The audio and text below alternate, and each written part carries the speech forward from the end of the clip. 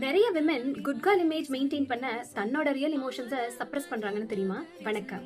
பரவாயில்ல, நான் அட்ஜஸ்ட் பண்ணிக்கிறேன், அவங்க ஹர்ட் ஆகக்கூடாது, நான் நோ சொன்னா என்ன நினைச்சுப்பாங்க, இந்த மாதிரி தாட் சைலண்டா மைண்ட்ல ஓடிக்கிட்டே இருக்கும். சைக்காலஜில இத பீப்புள் ப்ளீசிங் பேட்டர்ன்னு சொல்லுவாங்க. வெளியில பார்த்தா ரொம்ப கேரிங்கா, ரொம்ப அண்டர்ஸ்டாண்டிங்கா, ரொம்ப சாஃப்ட் நேச்சர் பர்சன் மாதிரி தெரியும். ஆனா உள்ளுக்குள்ள constant anxiety, over thinking, emotional exhaustion, self doubt இந்த மாதிரி நிறைய இருக்கும்.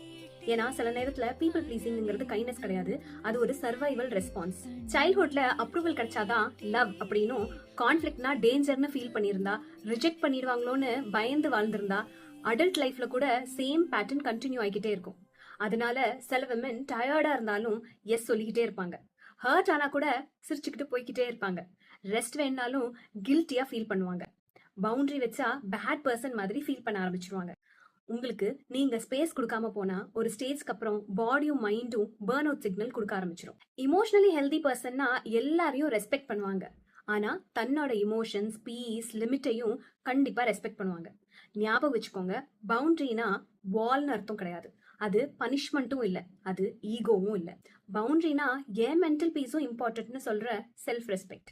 Most healing word for a women is saying no.